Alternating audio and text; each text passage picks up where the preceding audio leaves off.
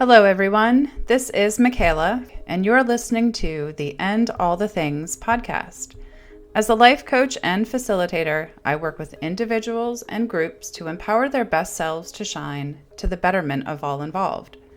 My goal is always to bring you closer to trusting the voice inside of you that is authentically yours.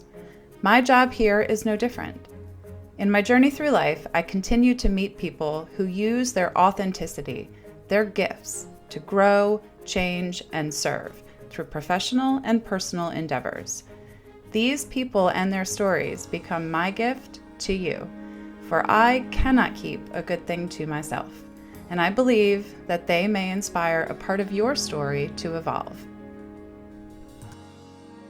It is undoubtedly my pleasure to introduce to you Lorri Espinosa. Please enjoy our conversation as we unravel life's mysteries, discussing spirituality, healing, and authenticity. Lorri, a multifaceted individual with a background spanning acting, banking, sports, therapy, and spiritual guidance, generously shares her personal odyssey. From a tumultuous childhood, Lorri emerged with resilience, becoming emancipated at 15 and purchasing her first home at the age of 18. As a therapist today, she extends her hand to guide others through traumatic experiences, fostering personal transformation. You get to take a dive into her experiences with medicine journeys, divine spirit guides, and the challenges of parenthood. And this conversation is absolutely a transformative exploration of mentorship. I think you will marvel at how she sets her intentions, especially in this podcast, and is willing to pause to explore the spark of the moment. Throughout, though, Lorri emphasizes the importance of being true to oneself, declaring that life is a mystery happening for us. Get ready for a riveting exchange that stirs emotions, inspires introspection, and invites you to explore your very own journey. This, my friends, is Lorri Espinosa and all the things. All right, my friends, it is such a pleasure to introduce you to Lorri Espinosa. She and I have had such a privileged opportunity to meet each other through Women of Tomorrow. And in that community, we have individually grown, and she and I have come to grow together. And we are going to have a conversation that is amazing, dare I say magical. So tell me, Lorri, who is Lorri Espinosa? Wow. Thank you for that introduction. Yeah. I work as a therapist, trauma and kind of life creation. I don't use the word life coach, but it ends up being that sort of situation a lot of times. I guide people spiritually, and I've I'll start out with like, I guess just the young life of me was that I realized that I always wanted to be incessant in my communication with what I called God at that point. I Mhm. still call it God, but it's a completely different thing than what I thought when I was a child. Yeah. Um, and so I kind of channel information constantly, and and I do that for myself and for others. And I get to walk with people through some of the hardest times in their life and some of the most beautiful accomplishments of their life. And I find a lot of joy in that. I also teach courses about creation and about the real reality, not the one that we think is reality. That's right. Yeah. Tell us a little bit about that. Don't leave us hanging. Tell us the difference Okay. between the real reality and reality. I'll sum it up by telling you, I had a friend one time, and she was a mentor to me, and she was a Mm-hmm. beautiful, beautiful soul. And she would tell me um, all this stuff about space and other alien kind of species or things like that. And I didn't ever really resonate with those words. So it was really weird for me. Mm-hmm. And I would say, yeah, but I have to work tomorrow. Like I have to go to work and I have to earn a living and I have to Right. do this. And and then a few years ago, I heard myself say something like that. It's like, oh, wow, I've been creating that over and over and over my whole life, and that's not Yeah. true. And so I have a life of this beautiful freedom because I don't create the things that were told to me, or that, like the collective consciousness on our planet, and especially in our country, in the US, we have a lot of limitations and constraints on our life that don't need to be there. And I've literally experimented so much with the life force that I call God, Mhm. that I know that to be untrue at this point. I know that I don't have to go earn a living or make money or do whatever. Like, I will be supported and cared for in the most magical of ways. Mhm. And yeah, so that's what I'm talking about. Like, I do that constantly, and I have made a practice of it. I use a lot of plant medicines also, and I mean, I guess they're not just plants. There's frog medicine. There's different, but There's a lot emerging in that space today. yeah. So I've been in that space for a really long time too, and so those things all combine into what I know and what I help. That's so interesting. So you do work, right? With these, like you do Yeah. earn a living, but it's not based on what? What's the difference between how you're earning a living today and the presumed expectations, whatever, of how we're told to live today? Yeah, that's such a great question. What I experience in my life, um, like, say this podcast. Mm-hmm. So I'm coming on the podcast, and I'm like, oh, maybe I should launch a course, maybe I should do this. Oh, I have all these ideas about like what I should be doing, right? And I Mm-hmm. sitting down to like do that, to actually do the work of putting together some stuff. Okay. And there's a deep inside me, there's a deep no, that's not what you're going to do. Mm-hmm. And so then I have to turn back to like, okay, so I have all kinds of tools to Mm-hmm. speak to divinity. Okay, so what I did in this instance is I used an oracle called the I Ching, which I'm sure lots of people are familiar with. But the I Ching is like Confucius Book of Changes. They attribute it to Confucius, but nobody knows who wrote this book. Okay. Big, fat, thick book, Yep. I've you know? seen it And before. I didn't know there was an unknown about the authorship. yeah, there's an unknown about the authorship. Okay. It's been translated by several people, but nobody knows who wrote it. But they call it Confucius Book of Changes. And so I asked, like, how, and I asked this very question. The question I asked was, I actually have my notebook here, so let me just look at it so that, because it's so pointed. I asked, how can I best be successful in broadening my reach and teaching courses to hundreds of people at a time? So there was no ambiguity about what I was asking. Mm-hmm. What was said in the text is, I'm going to paraphrase what was told to me, that when the timing is not right, and when it hasn't come from spirit, that there's nothing for me to do, that it's mostly like a retirement, that the best thing for me to do is nothing, and is to stick to my values and to just be. And so it was really like, That's whoa, beautiful.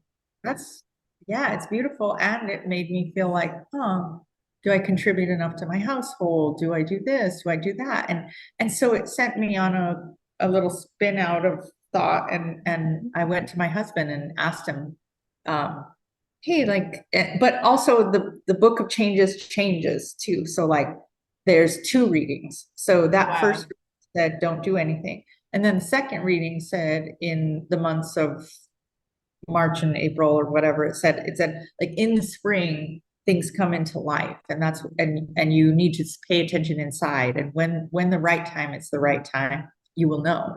Mm-hmm. And I mean, one of my totem animals or whatever, one of my spirit guides is a condor.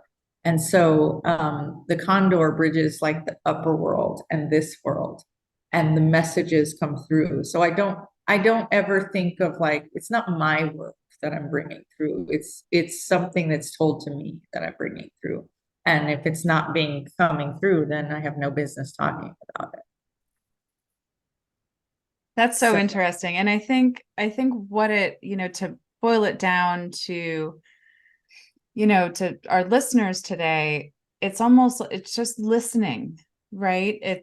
It's being clear in what you're asking, right? I've been thinking a lot, the Garth Brooks song, some of God's greatest gifts are all too often unanswered unanswered prayers. prayers. Yeah, I love that. That's kind of been in my head this week. And, there's just, I've had a really intense week. It's been a tough week, but I'm so proud of how I've kept my head up, my shoulders, my clarity on what I was going for, right? Like the ability to say, oh, I could get sucked in the weeds and lost in the mess of all this, or I could keep moving and get out of the weeds and get further beyond, right? But it meant I had to know what I was asking for. I had to authentically and clearly make the right quest, put the right intention into the world. So what you're saying is living intentionally, but not just paying attention to what comes our way, but what we're inviting and how we're inviting it, and not just in what our bodies are doing, right? Like how we're behaving in the world, but how we're believing and thinking in the world. So is that a daily practice for you to how does are you asking questions all day through the condor to spirit, or is it like, do you sit down in the morning and have these conversations? How do you really, I guess, how do you manage the flow in your day-to-day life? Because that sounds like it could be a lot of traffic. Yeah, it's very funny that you asked that, and even that you said a lot of traffic, because in the last medicine journey I did, and it's not just the condor. I was just using the Sure. condor That's thing, but today's but example. yeah, as in the last journey I did, I was speaking to what I'll call my star parents, my star family, and I said, uh, I was just asking questions. Mm-hmm. And they said, here's the thing is that you ask too many questions too fast. And so I have varicose veins that show up sometimes. And they said that's why you have varicose veins, because we're pushing too much information through your body. And it would be Wow. nice if you ask one question and let us answer. And I really enjoy taking naps, but I have like, oh, you should be working, you should be, right? I have Mm-hmm. that kind of voice in my head sometimes. And they said, you need to realize that just because thoughts happen doesn't mean that they're coming from a higher place. They're just that, like, the mind is always going to be the mind, and the mind is always going to That's the be. ego, right? And so you don't have to listen to that. You can just Mm-hmm. understand that right now you're hearing our voice, and we're telling you, when you ask a question that's really important, go sleep, Hmm. because then we can implant all the information easier on your body. And so I was like, whoa, okay. And I mean, just beautiful messages like that. They're always very practical. I remember one time I asked, this was many, many years ago, I was asking about like my mortgage or something. And I was talking to Jesus actually. And I was asking this question about my mortgage, and he like laughed at me. It was like, He's like, you have this opportunity with Jesus. I don't like I care about your mortgage. It's like, why don't you like channel a mortgage broker? Right. Like why you need to understand that who you're asking matters. And Mm-hmm. so it's just a really interesting, it's interesting because I have access to many, many um guides, Yeah. and it's a lovely thing because they're people they're funny. You know, wrong. That's It's just incredible. I mean, I guess you have to have a sense of humor to be eternal, you know? So, so how did you come to find this? I'm going to say gift, but I also want to say I think we all have this gift. Yeah, I If, agree. and I'm not there yet, right? But if we can just turn down the noise, all of us. And I like I pride myself on asking a lot of questions as a coach. That's my job, right? Yeah, Like and you ask great questions, I Michaela. no thanks. And right, as a host, like it's my job. But at the Yeah, same time, there's a time and a place for that, right? And I remember years ago having a shift in whatever kind of prayer I was doing. And instead of asking, oh, dear God, please save me from this catastrophe, it right. shifted to, please, God. Now today, it's a lot more, please, source. I still call it God too, because it's just so tangible for people, right? Yeah, They yeah. understand. I think God's too small, but we go with it because people roll. But shifting it to give me the courage, give me the clarity, give me the patience to see what this is teaching me, Mhm. to see how I can, this week I'm learning to trust people and pull people in and get support. And that's weird a little bit, right? Because we just move through life. So it's the give and the take in that way. Yeah, wow. Wow, wow, wow. Okay. Let me put my head back on straight here. That's beautiful. I mean, I love what you just said, and Oh, thank you. something I started to say earlier that I got sidetracked, but I'm learning that too. Like, when I felt that, oh, should I be making more money or seeing more clients or doing, I have a very free life, and so many, we lived in Los Angeles before, now we live in New Mexico. And like, especially when I do medicine journeys, all of a sudden all kinds of people come out of the woodwork and they're like, hey, I need to talk to you. I need to talk to you. Tell me more. And then when it's not, no, I haven't even told them. They just come. Oh, wow. And Oh, so wow. when it's not that way, Yeah. or when I'm having quiet time, I I still fall into like the reality of Mhm. 3D. That's like, I just say 3D, not that I even care about what that even means. I just mean our But the day to here and day, now, right? here The and now, day to time and day the space and the thing. culture we live in, the belief Yeah, systems and exactly. expectations and That, plans. let's call That that 3D for this that's the conversation. that's one reel, right? And the other reel is the world where there is no time, we're all connected and Right. it's magical. But yeah, what But I we was always saying was like, my husband, I went to him and said, like, hey, do you feel like I'm not contributing enough when I'm just being whatever? And he was so amazing. If I had never asked him this, I would never know how his wonderful. answer. And it was so beautiful. He was just like, no, absolutely not. I think what you should do is write every day and, Mm. like, let all this come to you, because that's your gift in the world. And I like, we need nothing from you. And it was That's just wonderful. like amazing. Now let's go We're there. Was that a hard like, conversation to yeah, it have? was Right? hard conversation to ask because it was so vulnerable. It was Okay. a amazing message to receive, you know? So I get choked up, but it was just so lovely.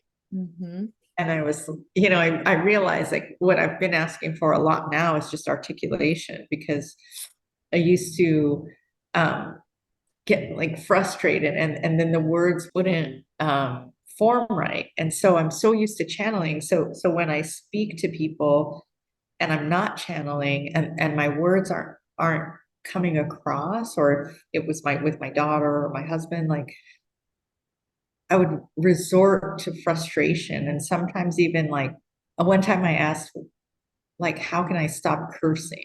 Because I used to curse a lot. And I curse once in a while, but what they told me was that it's just that I don't have the right words yet. And so it's frustrating for me because stuff flows through me so fast that if I don't have the right words, I get frustrated. So my intentions these days are articulation, You're and doing being a able lovely job. thanks. I just want to affirm you right here in that moment. I just want to honor and thank you for your vulnerability. Um, and it's so interesting. We walk the same path in so many ways, and our lives are yet so different. But in my relationship with my husband, we're having a very similar dynamic right now of like having to have conversations that we haven't really had before in our marriage. And not that it's bad, but it's just, you said vulnerable. And it's putting your naked self on the table, right? Not in the fun way. And just saying, here I am. Is it enough? Right. Is it enough? And I want to pat my husband on the back as well, because I got a very similar response. And it just feels so good to be safe. And if we're not speaking authentically and not even just authentically, right? But just honestly and getting the words out any way we can, they all live in our head and in the vacuum, right? And that's like creating daily trauma, you know? Yeah. Yeah. And there's really no need for that. But, here we are, two coaches, right? Two people who guide other people through life, saying not all parts of us are fully healed yet, or fully Right. formed, or fully, acknowledged. And that's okay. Yeah. Right. Like that's, I think, what makes me a better coach is because I'm not perfect. I don't know if anybody knew this, but right. Like none of us are. We're our own crazy little version of perfect. So how did you know? Like, when did you start? I'm sure the voices were always there, right? Like always some kind of presence, but there's a difference between hearing them and listening to them and then being able to say to the world, I am however you want to call yourself. Right. What was that process like? And roundabout, where are we in life, time-wise, when that happened? It was interesting. I think I mentioned like early, I remember watching my grandparents pray, and they were very, very, very Catholic, but not, they weren't like I had never had any bad connotations of religion. Like I couldn't subscribe to like certain values that religion had at all, and didn't. And early on started going to different churches. And I mean, I've literally gone all over. I've gone to Egypt and studied there. Wow. And I mean, like my minor in college was religion and Eastern thought. And my major was math. And so like I've always had it on the back burner of my life, but it came to what I tell my clients is like, when you begin in earnest to let God lead your life, or let the universe or source lead your life, or to co-create with source in earnest, everything changes. And I do think that that's a trajectory. I don't think that somebody who's 15 should start doing that. I think that you have to, there's a reason we're here. It's a journey. Hey there, amazing listeners of And All the Things. It's your host, Michaela here, your partner in growth and joy, coming to you with an exciting opportunity. Are you ready to infuse your life with a burst of positivity, perspective, and purpose? I am thrilled to announce to you that the Course for Joy, brought to you by Joy Enterprises and yours truly, is available for you today. If this podcast has tickled your brain to think beyond where you are ready to embark on a transformative journey where you'll discover the boundless joy you deserve. Life surely can get hectic, and self-care often takes a back seat. That's why we've designed this 4-week self-guided adventure to seamlessly fit into your daily routine. So, in just 15 minutes, a few times a week, the enlightening video lessons, engaging workbooks, and open office hours will guide you through a journey of self-discovery and personal growth. As a special bonus, once you enroll in the Course for Joy, you'll receive an offer for an exclusive 50-minute live one-to-one coaching session to discuss your progress and where to go from here. We'll chart your course of joy together, celebrating your progress and creating space for your next steps. Are you ready to paint your life with vibrant joy and purpose? Head over to myjoycoach.com to learn more about the transformative Course for Joy. Let's amplify your joy and ignite your purpose together.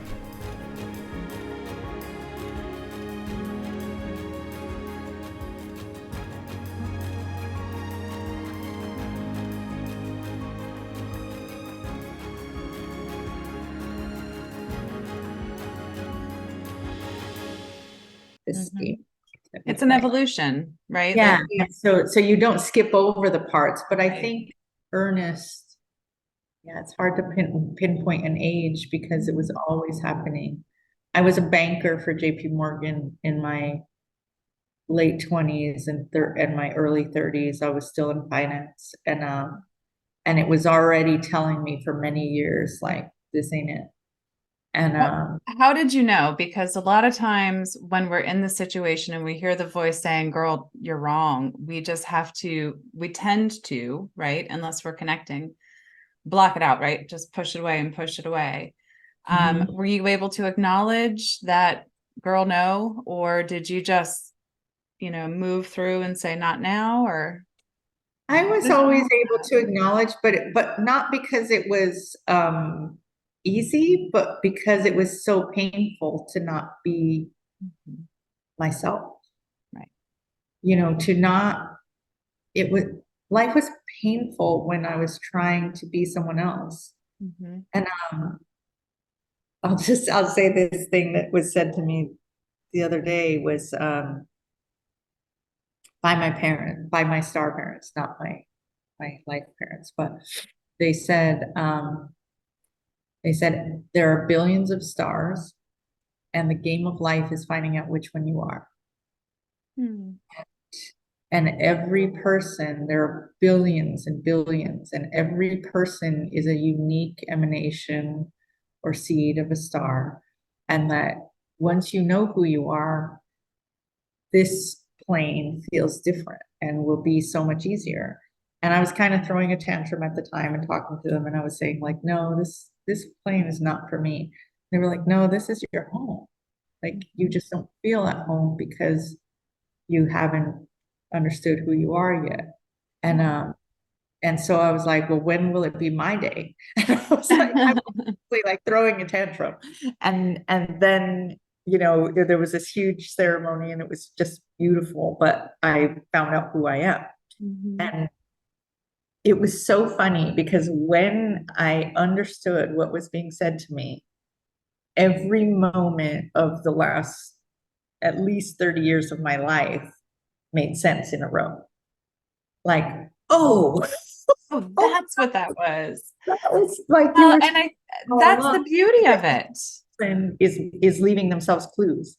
So yes. All of us will have that experience because we're leaving ourselves clues all the time. And that's the evolution, right? That's how it builds. And you can't just go from the beginning to the happy, perfect, celebratory, I know who I am.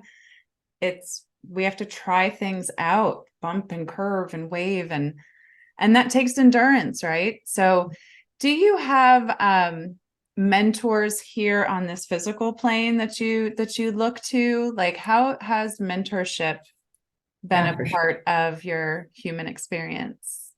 Absolutely. And I've had mentors for everything. I have I have a brother who's like powerhouse, and he just gets shit done, and he's powerful, and he's like, he's a little bit hard on the edges, he's not the nicest, sweetest person, but he's a gentle teddy bear, but he's a good big brother for like accomplishing things. Like I built this house from the ground. Wow. And it was rough. And so I go to him when I need like a hard, like slap of at one time I went to him crying, and I walked in his room and I was crying already. And he went like this. He like pointed at the door and said, I don't have time for this. And it was like, whatever. I called him. I was so pissed. And it was so funny because I walked out, and what I was going to him for was like to fix like a backhoe. To fix a piece of a machine that I can't, like I Right. didn't I could do. And I went home and I did it by myself and it worked. And I was like, oh shit. Like, It's like, but it becomes that like learned helplessness, crazy. Yeah, right? And you become, well, I go to him for this and he fixes yeah, it. And yeah. then it enables you to not. And now you know you're a total badass. All you It need. was so funny though. Like later, he came back and said, "Hey, I'm really sorry that I did that to you." But he said these words. He said, "It's hard for me to feel sorry for somebody who can create like." Mm. And I was like, "Whoa!" And he's like way And he I think said that can create light, create like who can create like you. who's like has a life that they're creating like yours. Like I can't feel sorry for you. You need to stop crying and pick yourself up and figure it out. Well, but it's if you look at it in that situation, you manifested exactly what you both needed. You walked in, didn't get the results you wanted. You walked out, you took the situation that you created, and you Yeah. gave space for him to reflect and deepen that relationship. Yeah. Now, you're not going to run to him every time there's a little hiccup. You might stop and say, wait, can I just quick YouTube this and knock it out real Yeah. quick? And then Yeah. go see if he wants to go get lunch, you know? Yeah. It's very funny because it does happen that way. But I also have mentors like and I've had therapists over time and coaches over time. So like Michael Beckwith was a very big part of my journey at some point. I've had the privilege to be around a lot of very wonderful spiritual people in my life, and even if it wasn't for long periods, their mentorship has always been there. Like I can always go find something they say, or like, it Yeah. doesn't matter. I don't think mentorship has to be one-on-one and a personal relationship all the time. So there are lots of people who I would consider mentors. But I Yeah. think it just goes back to, are you clear on what you need and do you know how to get it? Right? Like that's what mentorship is. Sometimes if I just need a little inspiration in the form of mentorship, there are a couple Instagram accounts I can go to, right? Just to get the brain dancing a little bit. But it's just being able to say, I have a need, I have a desire, I have an interest, and to be able Right. to explore that with the people here around us. So, in addition to all these beautiful therapeutic and divine aspects of you, what are some interesting, fun facts? It sounds like you've lived all over the place. You've done fun jobs. You've got a family. Tell us some interesting things about you. This is end all the things anyway. Honey, yeah, I've had a crazy life. So some interesting things are that when is that interesting or is that weird? So, Yes, the answer is yes, go so, for it. yeah, so when I got emancipated from my parents when I was 15 years old. I moved to another state Mm, and lived on my own. And, just I was a baby and I didn't even know. Like now that I have a 15-year-old right. and I was living on my own at like 16 years old in I was another. just going to say, I just hugged myself listening to the idea of you being emancipated at 15. Those must have been some extraordinary circumstances, right? Yeah, I've talked about some of them. You go yeah, as I far as grew you up like or in a don't, really but non-ideal home life. And so it's just that was really funny. I bought my first house when I was almost 18 and I had to write a letter to a board of lending at a bank because I wow. wasn't old enough to enter into a contract. Wow. And so, like there was a lot of, and I love my family. That's the funniest thing is that like I love my mother, even though I don't really have a day-to-day relationship with her. And and I pray for her every day. And I know her journey is really hard. But like my star family has told me, like, hey, her job is done. You came through that umbilical cord and that's a portal into your world. And she gave you that. And that was all she needed to give you. And Wow. so it really helps me with my own daughter when I like want to shape her too much. And I have to realize like I'm not her mother. the earth is her mother. I've had many iterations of life. I've lived all over the place, and I just continue learning and growing, and I really love life, and I really experiment with life. I'm not somebody who like if somebody says, "Hey, this works," I will try it on 100. What kind of things have you tried that have Oh God, um, like worked or not worked? I mean, like like classes like before this era where everything is available to Yeah. everyone. I've taken classes about everything, about conscious. Clients would come and be like, "Have you ever heard of this thing?" I'm like, "Oh, I'm Oh certified yeah. certified in that." The first time I jumped out of a plane, like I got like whatever you call that, like I got certified to jump. Like I didn't even jump. Like, I'm just the kind of person who's like, I All go in. a Mhm. 100%.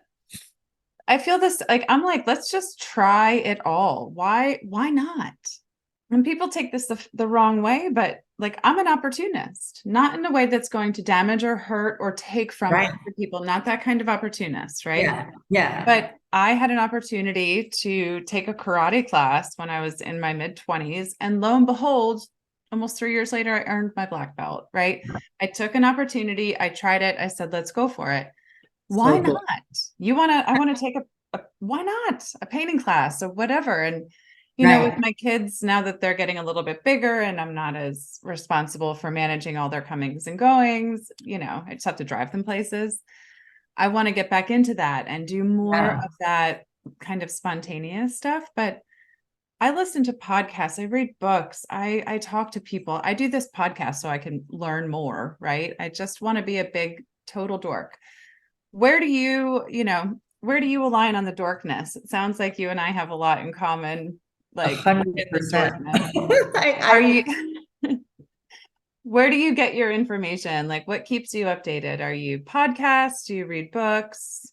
I read a lot. I read a lot. I channel information a lot. So I don't, when I say channel, I don't mean that like I'm not sharing that with anyone or doing that. I occasionally do it for people, but it's not what I like to do. Okay. Um, I, uh, I do a lot of medicine. If I need help, then I'm going where I can get help. And Can we talk about that? I want to know a little bit more. So when you talk about psychedelics and plant-based medicines, right? Or I don't think that's the right language, but how do you use them and what is the purpose of them in as you see it? Because it's a big conversation today, right? And yeah, it's showing up in all manners of places. right, which is wonderful. It's Which is wonderful and it's so important a that free- people understand it, right? And have some frame of reference because, yeah, you know, when I yeah, was in college, I knew a lot about psychedelics. yeah, However, sorry, mom, if you're listening. However, it's a totally different understanding of what we're talking about today. right, So yeah. educate us a little bit. So for me, everything is sacred. So maybe a good way to even introduce that is like at some point during a ceremony, I was handed a, a big shell full of coca leaves. And I was told that the coca leaf is one of the most sacred plants. And I've only ever done natural medicine. I've never even done LSD. Mhm. Like I don't subscribe to anything human born.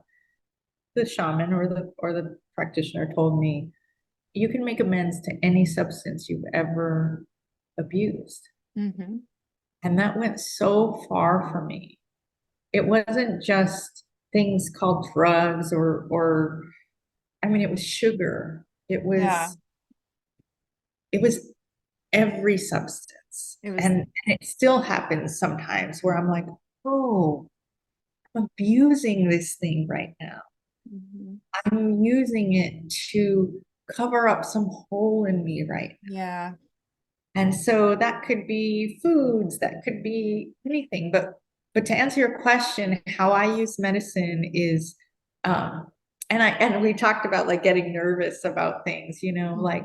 like there was a point in time where I used to get nervous, or sometimes I still do, especially when a medicine has a lot of physicality to it.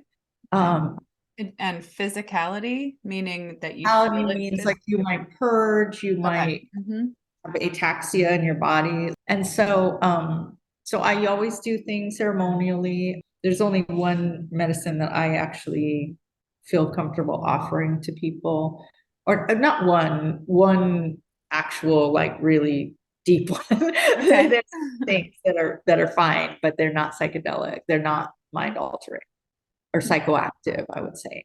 So it's always ceremonial, it's always sacred. And one thing that was said to me one time, it was I was about to do bufo, which is a like a DMT frog. It's a frog venom that you smoke. The fact that I was smoking it and my brother is an addict, like there was a lot of like, wait, I don't, it It's wasn't settling for me. yeah. And so I sat down to meditate and pray about it. And God or the life force said to me, people come to you and you give them like advice, or you not advice, but you help them through things. Mhm. This is like coming to me, coming directly to me. And so that's what medicine is for me. It's coming directly to the source. And all these different medicines are taking you to the same source, but by different routes. Like you're Okay. just taking a different road in. You're learning something more, like some medicines are about your soul and like you and you. And Mhm. some medicines are you and God, and some medicines are you and nature, and some medicines are you and love. But they all lead you to the same place, that like we are on this planet just like every other creature on this planet, and we are enough. We are unique, and learning to like be our true whole self is the Mhm. whole journey, is Yes. the whole purpose of life. And so, yeah, I don't even know what you asked, but I hope.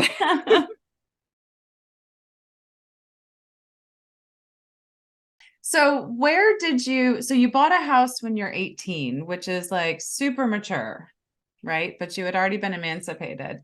Am I right that you have acting in your past in addition to being a Yeah, banker? yeah. I acted for a while in Los Angeles, and mostly like commercial work and different little things, Mhm. but I loved it. It was so much fun, and I really loved, like, I would still love to act anyway, but I don't because I just don't have time. But it ended up just being like, oh, you have to do a lot of work without getting paid. I was just like, if I'm gonna work, I'm gonna get paid. Like the whole auditioning process and everything, like, it's a lot of work. Mhm. Work hard.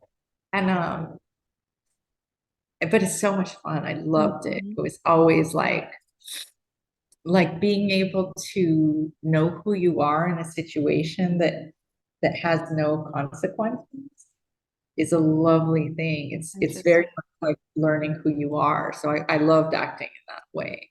Well, that's what I was going to ask. Like, how does putting yourself in the mindset and body of other people, characters, right? How does that Right. help one identify more with themselves? Like, how do you, because it's, Yeah. oh, I like that. I didn't like that. Is it like trying on coats, right? Like, oh, this one feels good. And maybe I'll adopt a little Rachel, or maybe I'll adopt a little Monica, or maybe I need a little And I Phoebe, wonder, you know?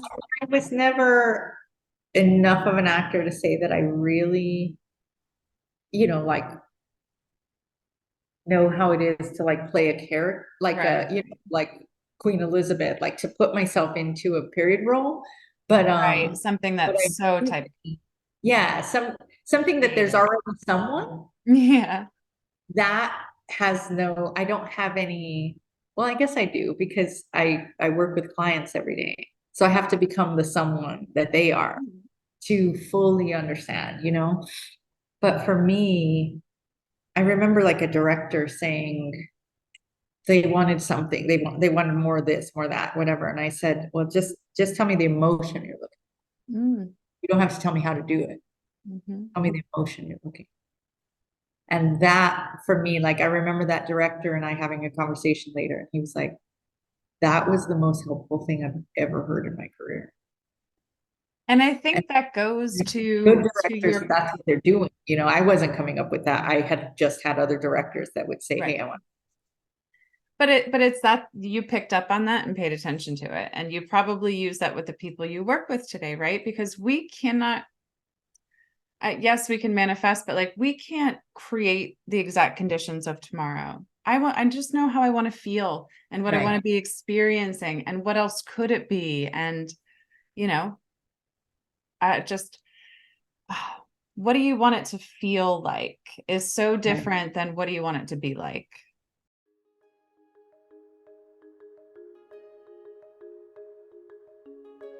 Hey, hey, my lovely listeners of And All the Things. Remember that incredible episode, number 21, with my dear friend Ella Majors?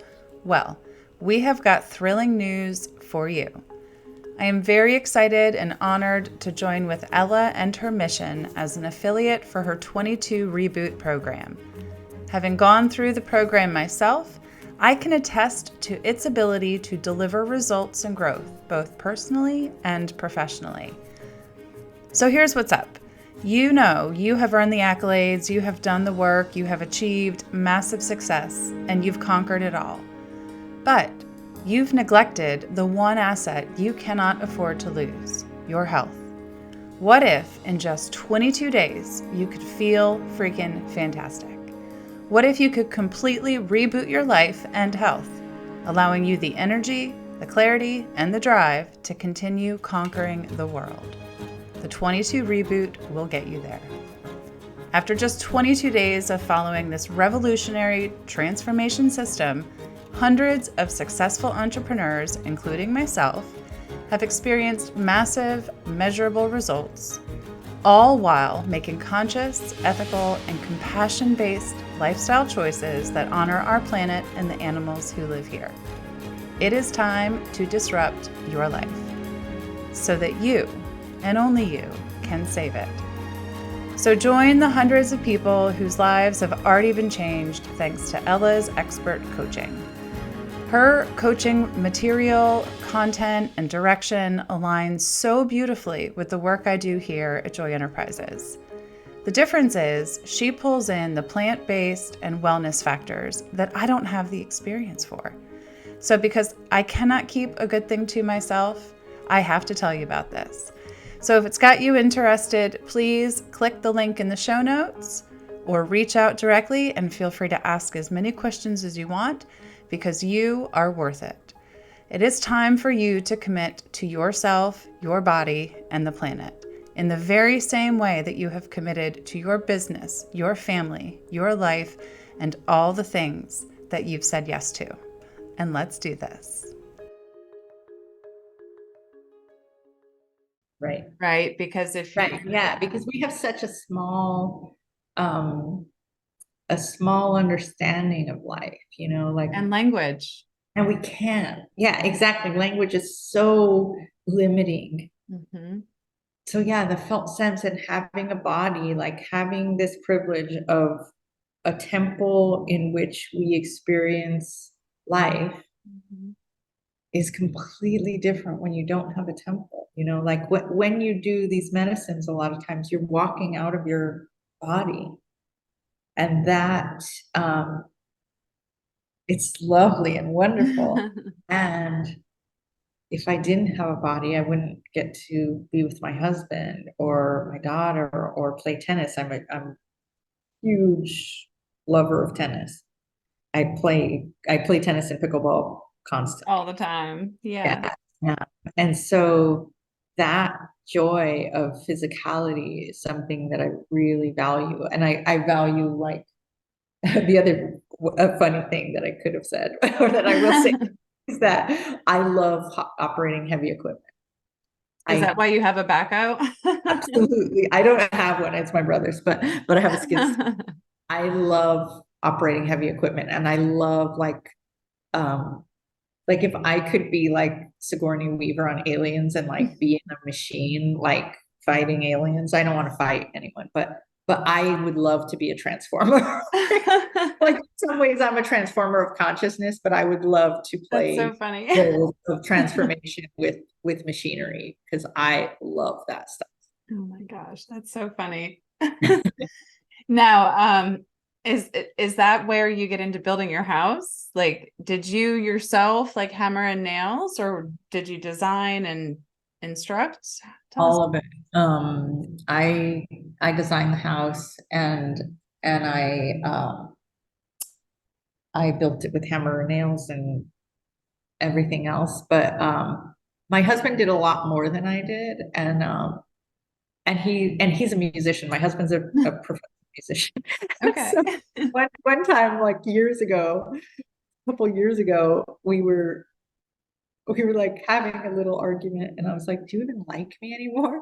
And he said, "Are you insane? Like, do you understand that I'm building a house right now? It's like, do you want to build a house? Like, this is for you. Right. I'm building you a house." And I was like, Sounds wonderful. uh, this man is building a house and has to like learn everything. He's never used anything like this. And so like That he's so, takes courage.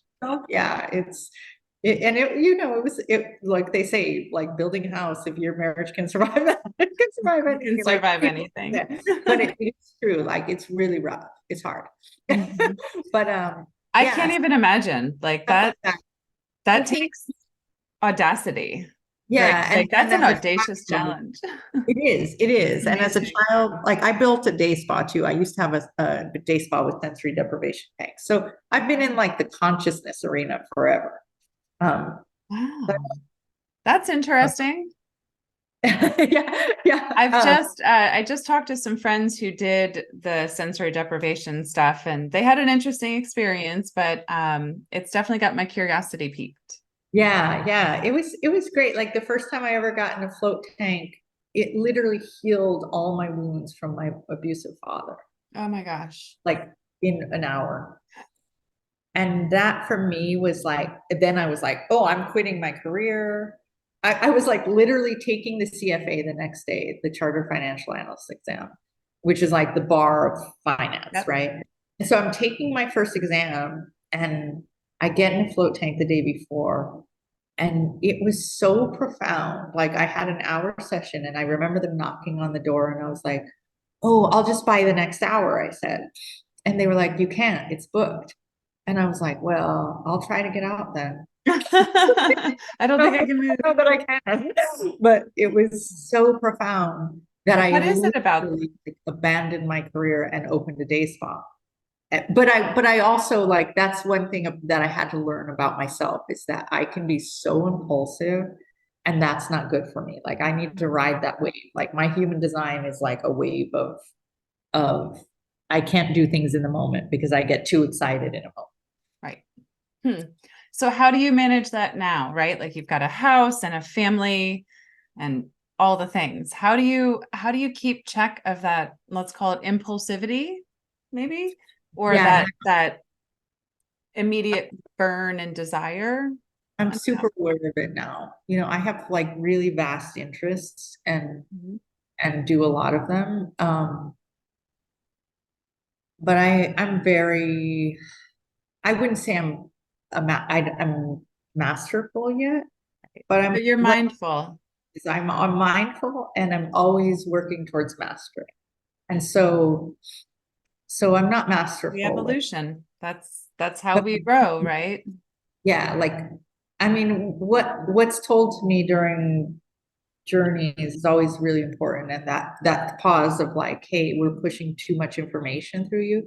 So I pay attention to like, hey, how are my veins feeling even, Mm, and how like is there a pause I need to take right now or whatever. Like I write a lot and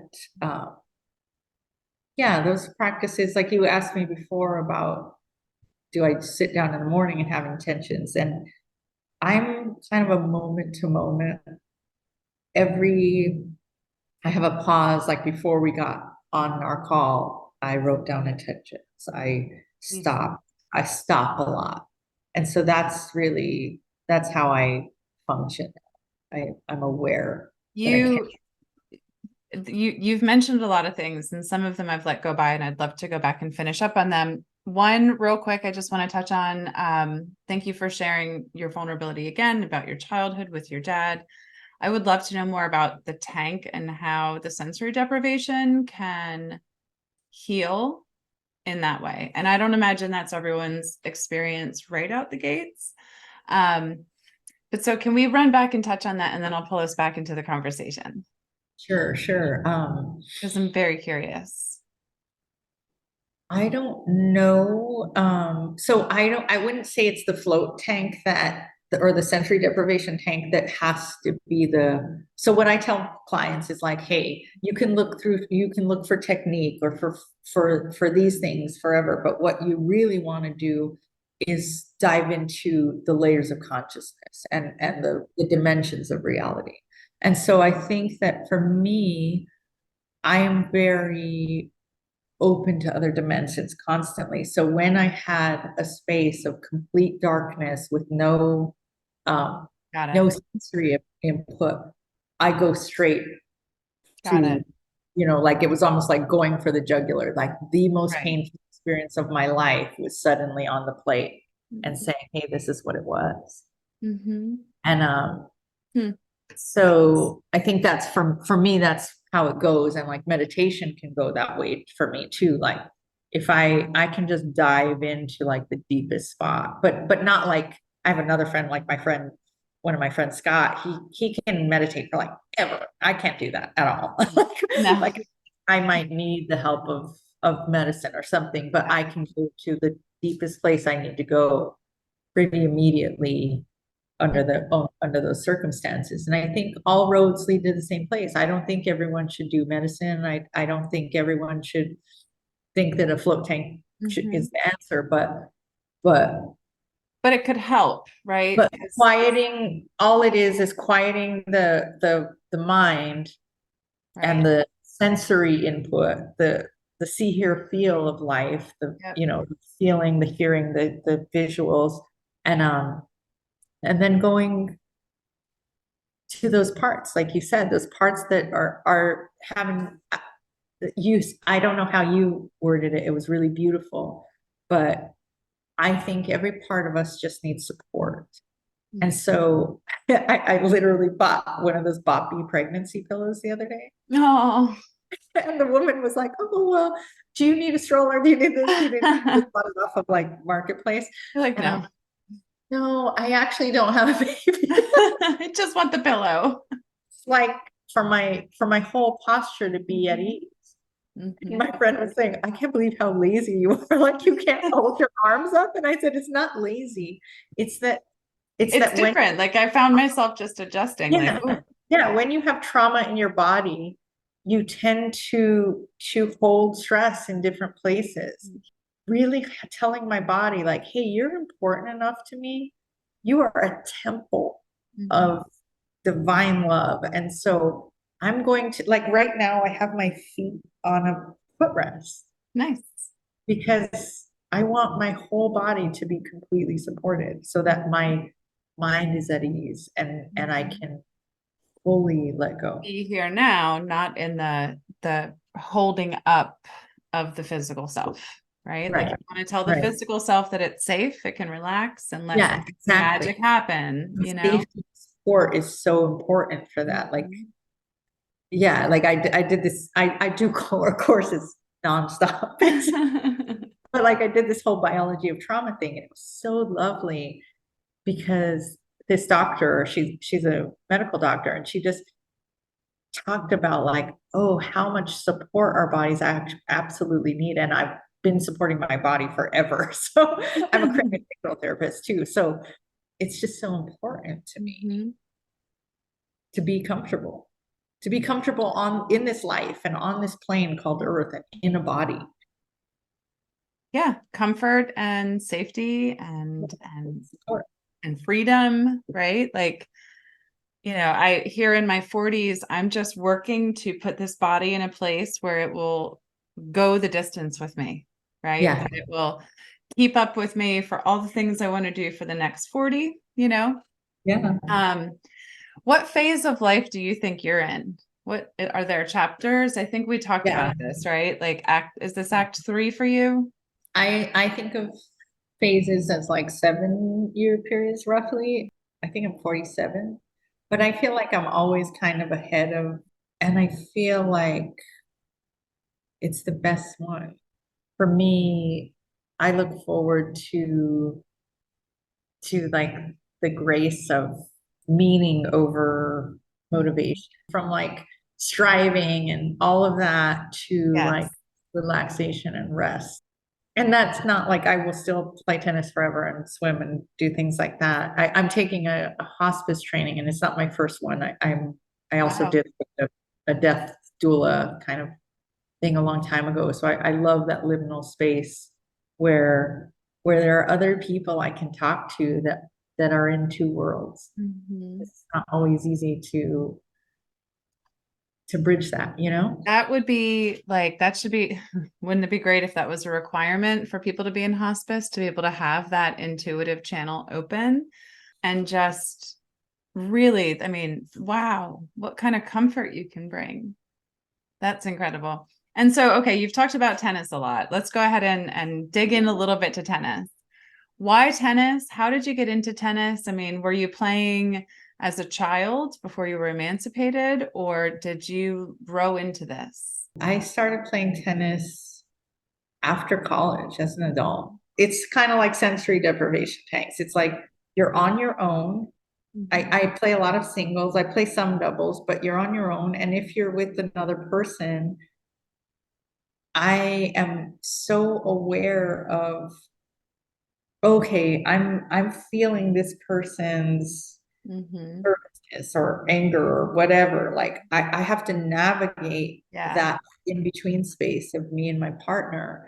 And I have a dear friend who has this business called Love My Doubles Partner, and she teaches these wonderful classes where you go out and you play with all these different women, and you tell them like, hey, this is the best thing about being your partner, and these are the things that, Oh, how and nice is that? it's so wonderful. It's so wonderful. And I teach some like mental strategies for high school players. Um, so for me, tennis combines that consciousness aspect with the love of physicality. Mm-hmm. Yeah. And I just I love sports. I play basketball, I play a lot of sports, So but then how does that, you talked about being, like all in, let's go for it kind of person. You have a love of tennis, and so does your daughter. Where is the conflict there? Not necessarily between you and yeah. she, but you and you in how you're interpreting your passion and love for this game, your absolute love for your daughter and wants for her. How are you meshing those two? Yeah, that's been a journey for me. Early on, she was a really promising player, young, and and I think I ruined it for her pretty quickly. Like by the time she was, I don't say that to be mean to myself. I did. Well, both me and my husband did. We were always pushing her, and when she was 11, she said, "I don't want to play anymore." Mm, And so she didn't play. And then we moved to New Mexico when she was 14, and she was in eighth grade. And a high school coach contacted us and said, hey, we heard that you have a daughter that played tennis. And like one of my like recreational coaches had told them like, hey, this girl can play. And mhm. she went out and she started playing varsity tennis in eighth grade, and she's still playing, and Wow. she does really well. And it's this year that I have found this freedom to like know I had to come to it in my own playing too, like where I used to get upset with myself if I lost, and I had to really face like, oh, like what value do I have if I'm winning, and what value do I have if I'm losing, and why is it that I'm valuing myself less if I'm not Mhm. the person who won today?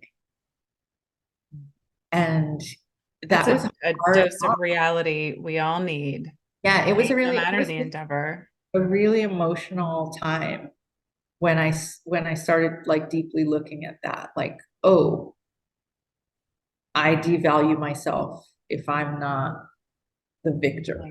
Mm. And so now I don't do that anymore for myself or her.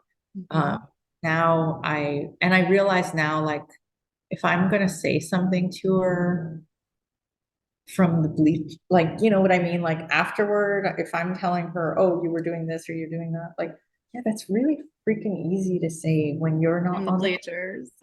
doing all the work and like you don't know anything you're saying Hmm. because you're not in the moment with her. And so that's been, like just a walk that I'm still walking. Hmm. But it's so healthy for both of you because as you do the actions and behaviors and aspire to be the kind of energy that she needs, right? She needs Right, to learn exactly. what it feels like to win and lose Why? for herself, Yeah. what it means to have self-worth and not. But it's requiring you to pull back some of those layers that still need attention, right? And this is where Absolutely.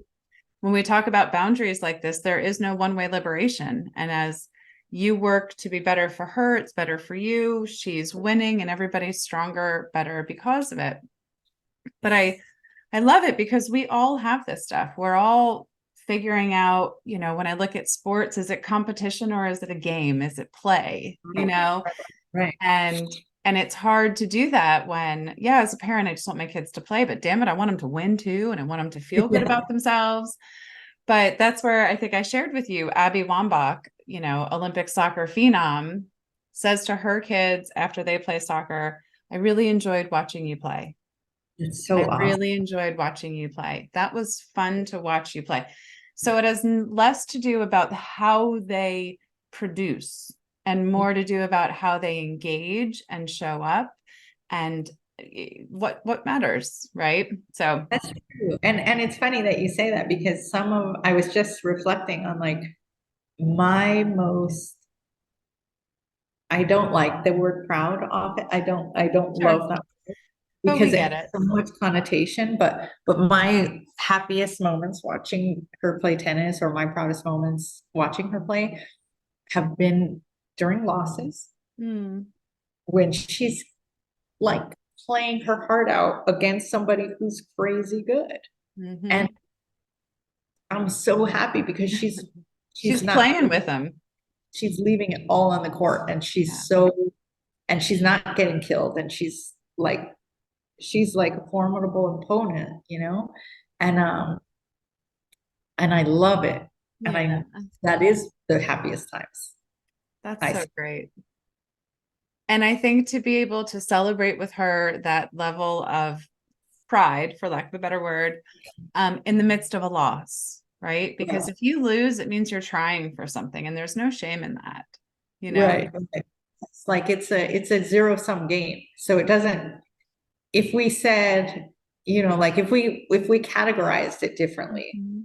like it's like tests in high school, like Mhm. what exactly is that What are measuring? we measuring?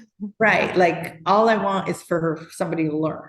Mhm. And so it's the same thing. When you're playing a zero sum game, there has to be a loser and there has to be a winner. And some days you're not going to be the one that's in the funner spot. That's right. Like that's the way I think of I wins and love losses. it. It's like, oh, I won just like I get to be here playing. Right. And that's where when we focus on the play part and the growth part, not necessarily the competition, the winning. I mean, Yeah, and I love competition. Don't make it I sound do like I too. just want to give out, participation trophies to everyone, which is fine. But, I'm not. I do love a good competition. So I love to win. Yeah, But life should be fun, right? right. Life should be a curious adventure. But And not always. I actually don't think that's life should be life. oh yes, yes, And yeah, but but I do agree with what you're saying, but I do like thank you for that. say So let me rethink that. everything has to come in. All the things. We should be able to, when offered fun and celebration, we should have access to it, right? So if I choose to play soccer or tennis or whatever, right, and it's a game and it's fun, even if it's hard, I want to be able to access the celebration of it, the connection, the enjoyment, even when it's hard. Right. So Yeah. raising my It's kids wasn't always interesting. fun, but it's also very fun. Right. So I appreciate you calling Yeah. me on that. No, Life I is life. want to unpack that a little bit if you I don't like mind. it. No, keep I, going. because it's really helpful to me. Good. Dig in. Yeah, like I need to feel it for a minute.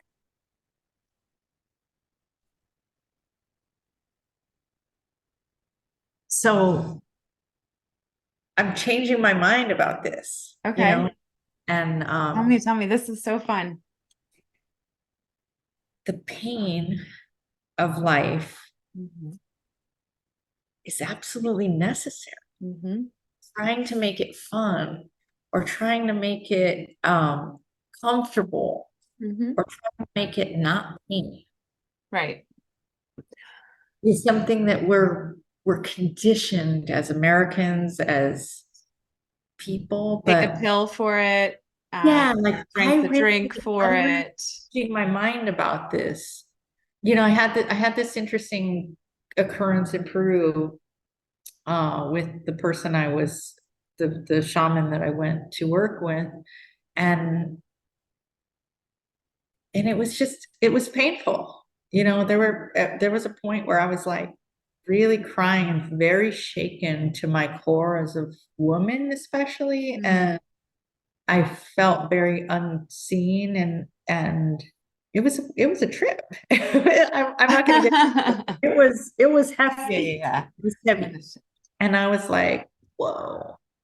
But it was such a beautiful experience because I had to stay in my soft pain, vulnerability, and those moments were so hard to not pop out and be like, it's okay, it doesn't matter, and I don't matter, and to be able to say, like, no, actually, you're doing something right now, and Mm. you're pretending that you're not.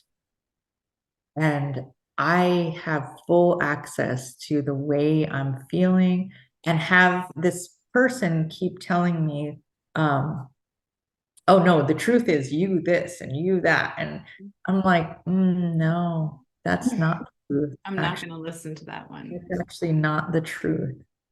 And you can have your truth or whatever you want, but you can't act like it's mine and that it's absolute because it's not.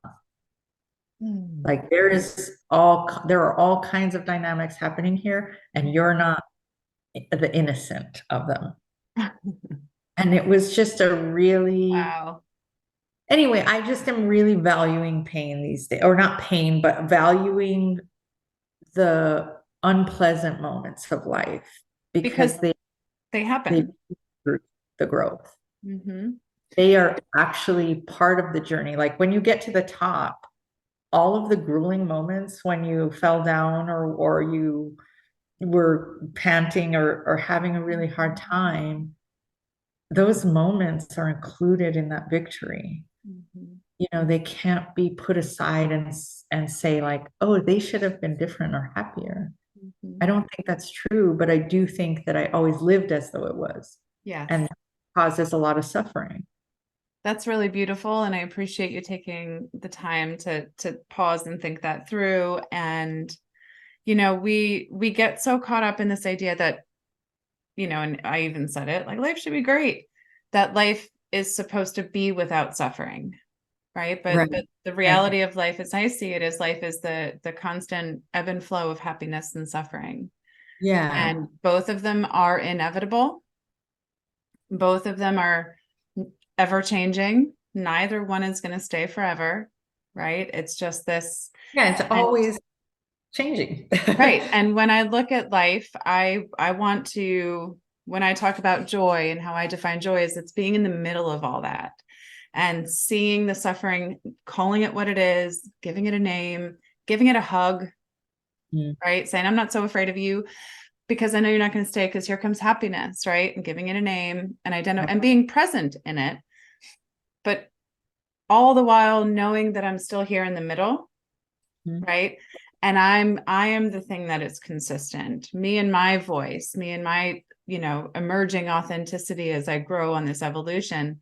We're going to stay here in the middle and try not to get swept up in all the things, right? To build attachment to the suffering and attachment to the happiness while still being fully present, right? Yeah. We talked a little earlier. I went through a lot this week. I really suffered. There was some suffering, and I stood in it every minute. I stood Yeah. in it And every minute. I looked at it every minute. I didn't walk away from, I mean, believe me, I wanted to, but I knew it wasn't going to last. So can I I, ask I, you I a question? looked at it. Yeah. Yeah. Yeah, like I love what you're saying, and I just wanna pull it out a little bit more. Please do. Um, let's say what you're calling suffering. I Mhm. want you to tell me about a moment before the suffering. Like, is it physical pain? Is it Oh, it's emotional? all in my, well, um,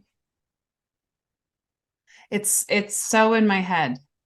It's an in my head discomfort, fear, right? The Okay. apprehension, Okay, so it's um, fear and apprehension. anticipation, right? And Yeah. they say it all the time, Seneca, we suffer more often in imagination than in reality. Oh, right. And some of it is physical, sure, like, tension and whatnot. I've Right. trained myself how to sleep like a champ, so that's gotten better. Like, I have a lot of things working for me. I've just got to keep peeling back the layers, right? And doing the work and doing the work. And what I'm noticing now as I do the work, I am walking into it. I'm not like crawling in this tiny little bedraggled space, right? I'm like, all right, here we go. Let's get this shit Yeah. over with so I can Yeah. get back to the living of my life, right? And being present and shaking off the cobwebs and the dust and the luggage that we carry around, you know? Like I'm realizing listening to you that I do have a practice of staying right. If this hand is the suffering, understanding right before I get there. And sometimes I understand way out here, but a lot of times I'm right Yeah. there. And Yeah. it doesn't mean that I don't sometimes go to the suffering because I do. There's like this, if I can tease out, okay, what's happening? Oh, okay. I'm hearing internally that I'm not good enough if X, or I'm hearing internally that I'm shooting on myself. Mhm, mhm. And that's bringing me to that door of suffering. And if Right. I understand that the mind is going to do that, and it doesn't, like, I don't need to stop it. I don't need to try to make it not do that. I don't need like some long-term goal of never having my mind tell me a bunch of bullshit. I can start being like, oh, okay. Like sometimes, like many years ago, they told it, life, God, my parents told me that I can treat my mind with so much kindness because it's working so hard all the time. And I can tell it like, oh, like it said, oh, it's like you're like the minions, like those yellow things. Yeah. They're little sweet minions and they have like all these little personalities. And you can be like, oh, you get to rest today. You get a vacation. And like, I can hug you. I And love that. it was so sweet because that changed my orientation to the mind Mm, and consciousness and like allowing the mind to be the mind and not like allowing Etsy to play tennis on the court without thinking that I need to micromanage her mhm, everything. I can know when my mind is what I need to listen to and when I mhm. can let that shit go. You're learning to trust the voice within you that is between you and source, you and spirit. And it's okay to let some of the other noise play in as long as Yeah, we're clear on what that primary source is. So as we slowly close here today, I really appreciate you and all of the sharing and the vulnerability and just the willingness to keep this conversation a two-sided inquiry so that we're both just channeling I good love ideas. I love talking to you and I Oh, I know love it's to allow space.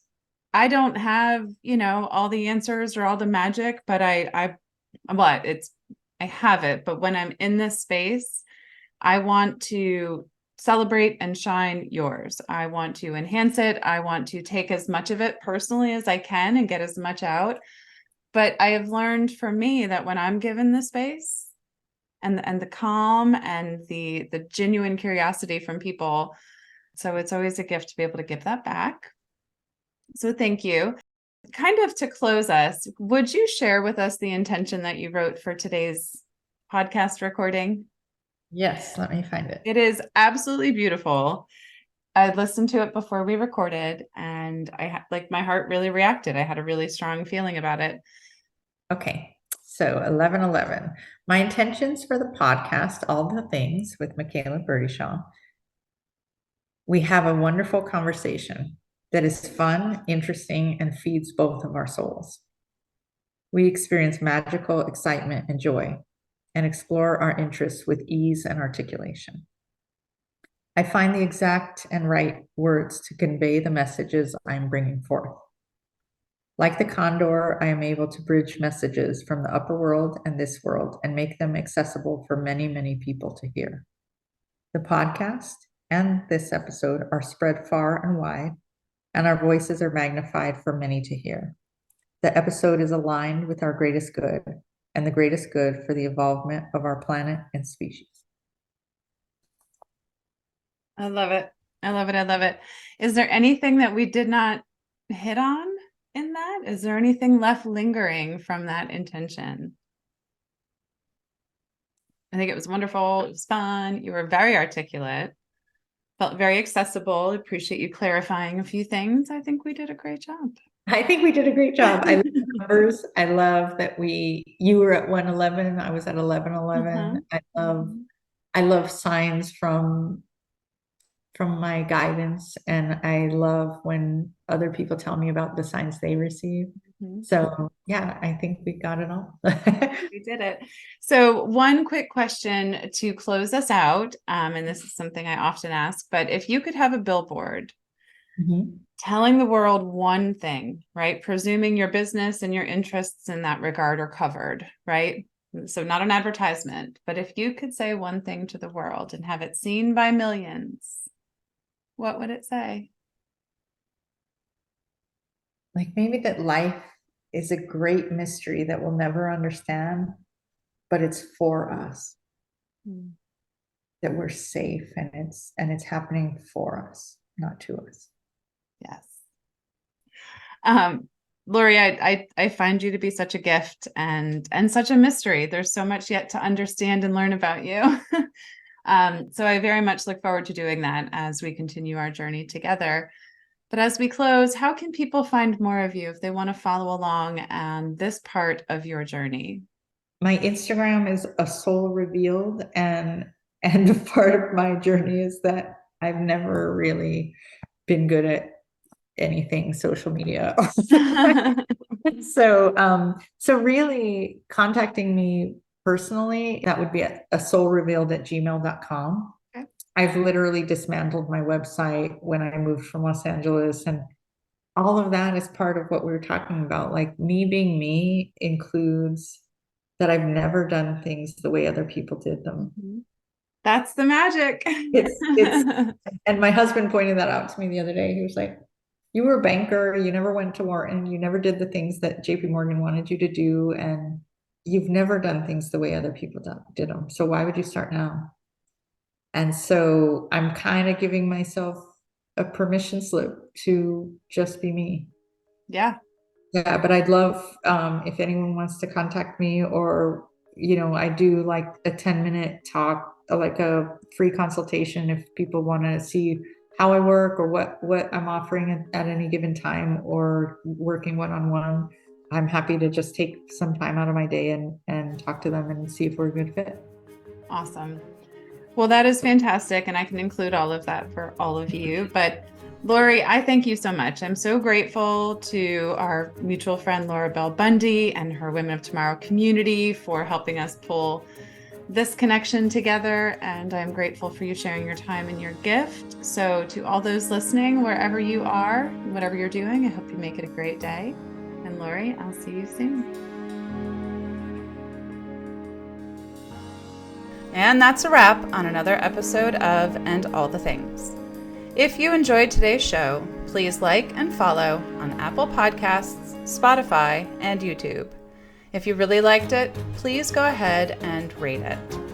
Then think about who in your life might also need to hear it and any of the other episodes we have shared. Then share it with them. When you find something meaningful, something valuable, you've got to share it and pay it forward to those you care for.